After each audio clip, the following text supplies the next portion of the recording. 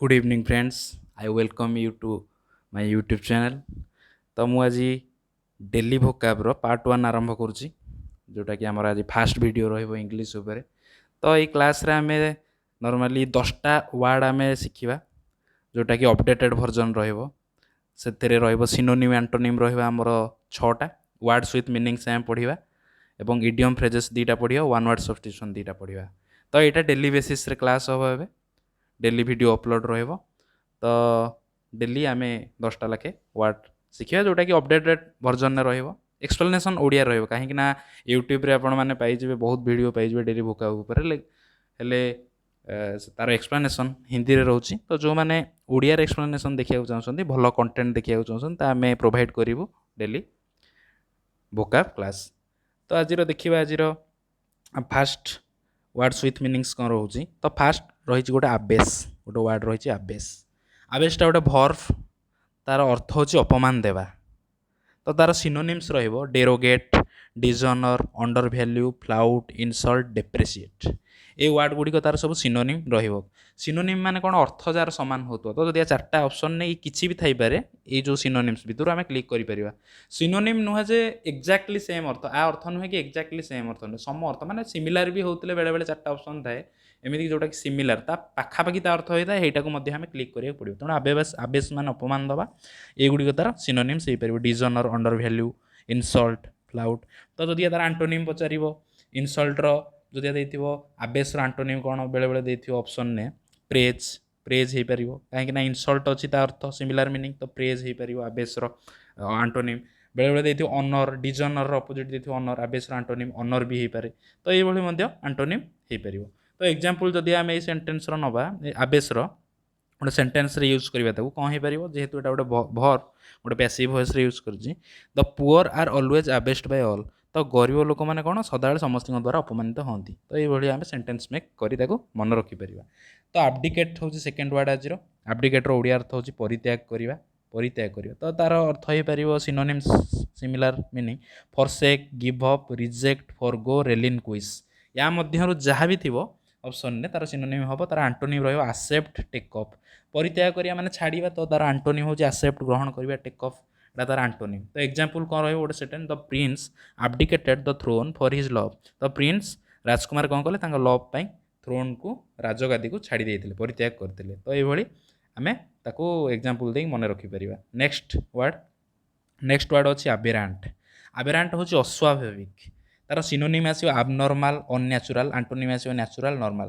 ତ ଯେଉଁଟାକି ନର୍ମାଲଠୁ ମାନେ ଡେଭିଏଟ୍ କରେ, ଜଣକ ଗୁଣ ମନେକର ନର୍ମାଲ ନୁହେଁ, ଆବନର୍ମାଲି ସେ ମାନେ ବିହେଭ୍ କରୁଛି, ତ ସେଟାକୁ ଆବେରାଣ୍ଟ ବା ଅସ୍ୱାଭାବିକ ବୋଲି ଆମେ କହୁ।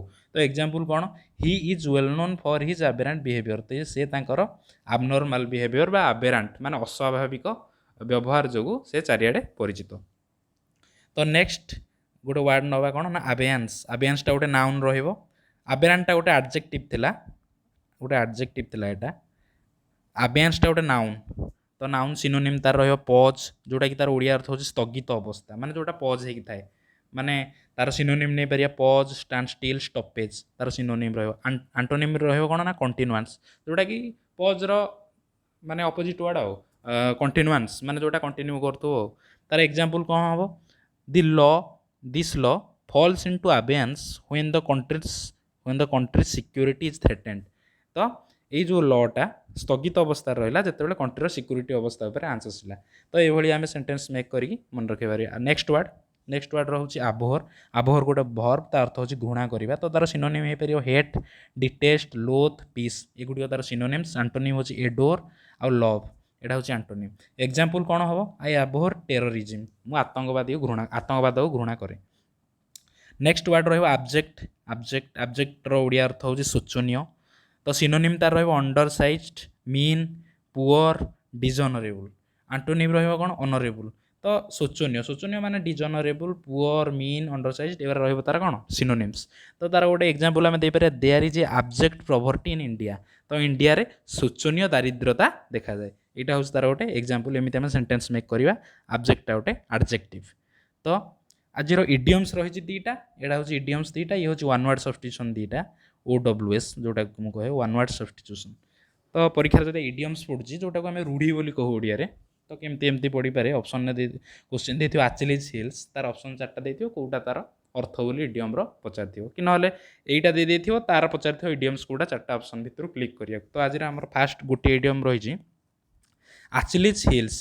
एचिलीज हिल्स माने कमजोर अवस्था ए small but फाटाल weakness Jankar weakness टाको एचिलीज हिल बोली आमे कहू एटा गोटे इडियम्स। नेक्स्ट इडियम होची add fuel to fire. Add fuel to fire तार अर्थ होची कोन टू मेक मैटर वर्स माने गोटे जेति गोटे खराब अवस्था जनकर चलची जदि जाई आमे ताको आहुरी खराब अवस्था को ठेली दबा ताको आड फ्यूएल टू फायर बोली आमे कहबा।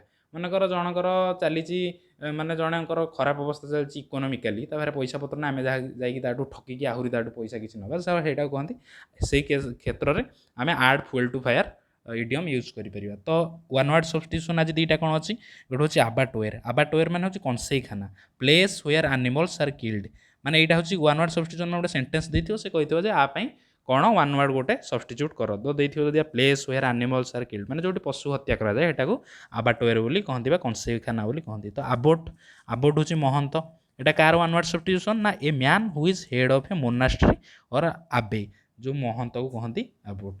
तो आजिरा क्लास एटी एंड होଉଛି।